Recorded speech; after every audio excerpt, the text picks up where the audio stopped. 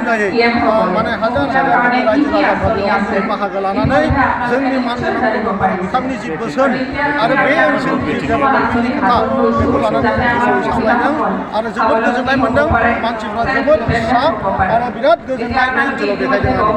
आरो सार गुबुन गुबुन महकुमायावहाय जे दाउ अमानि फार्म खालामनानै बेखौ बोजोरा होनोबा बेफोरबायदि फार्मखौ मोननाय जायो बेनि खोथायाव मा बुंगोन जोङो गोबां मिसन लानानै दङ आरो आं सानदों माने बेवहाय जोंहा गोबां माने दैदेनगिरिफोरनि कमिउनिकेसन मोनसे गेप दङ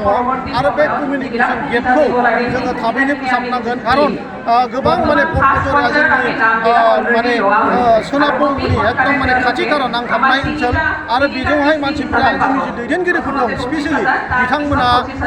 बिटिआर सरकारनि जि दैदेनगिरिफोर दं बिथांमोनजों कमिउनिकेसन गेपनि जाहोनाव बेयाव थानाय रायजो राजाफ्रा गोबां दाउ फिसिनाय अमा फिसिनाय आरो बोरमा फिसिनाय बे आसनिनिफ्राय गोजानाव जानानै दङ बे खोथाखौ आं रियेलाइज खालामनो हादों आरो नैबे बोसोराव बेखायनो आं जोंनि चेयारमेन जोंनि जि दैदेनगिरिफोर दं बिथांमोनखौ बोसोन होदों दिनै आं बे कनभेनसनावनो 100टा सेल्फ हेल्प ग्रुपनो पल्ट्रि फार्म खालामना होगोन होननानै बे बोसोरावनो आं दिनै रादाय होदों आरो आं गमामायैनो बे खामानिखौ मावनानै होगोन पर्बतरा होनोबा गोग्लैसोनाय जायगा बेवहाय लामा दालांनि अबस्थाया जोबोद गाज्रि बेनि सायाव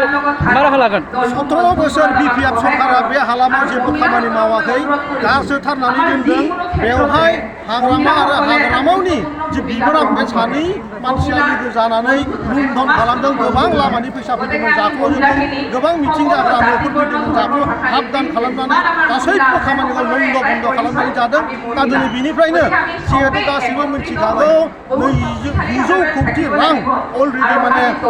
हाग्रामा महिला दांग्राया मोननानै दङ जानानै दङ दा बेनिखायनो जे जों लासै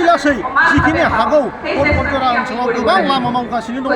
आरो गोबां आसनिजों जों बे ओनसोलखौ बुंफबजोबनानै 40टा समस्तिनि गेजेरावनो साबसिन खालामनायनि थांखिजों दिनै खामानि मावनो जों गासिबो इयुमा बेयाव फैदों आरोखि 2024आव रायजो राजाफोरखौ मेसेज मा होनो सानदों 2024आव जोंनि जि माने दा गोजोननि जि सरकार जि मोनसे थासारि दिनै खुंनाय बेवहाय रायजोफ्रा मिथिङाव फैनो हादों गासैबो गावनि खोथाखौ बुंदों मोननाय मोनैनि खोथा रायलायदों आरो बेनो जाहाथे 2024आव जोङो क'क्राझार आरो उदालगुरि समस्तिनिफ्राय जाहाथे जोंनि एमपिखौ हरनानै जों आरो दिल्लीनिफ्राय जाहाथे बांसिन रां आरो जोंनि समस्याखौ जों दिल्लीयाव खोन्थानो हायो बेनिनो समग्र बिटिआरआव ज' सोलिगासिनो दं 2023-24 सोलोंथाइ बोसोरनि थाखाय गोदान मुं थिसननाय लानानै फैदों बड'लेण्ड एकाडेमि सिनियर सेकेन्डारि फरायसालिया क'क्राझार जिल्लानि तिनिआलियाव थानाय बर' बिजोंनि बड'लेण्ड एकाडेमि सिनियर सेकेन्डारि फरायसालिया दायो केजिनिफ्राय 9 थाखोसिमनि गोदान मुं थिसननायखौ लागासिनो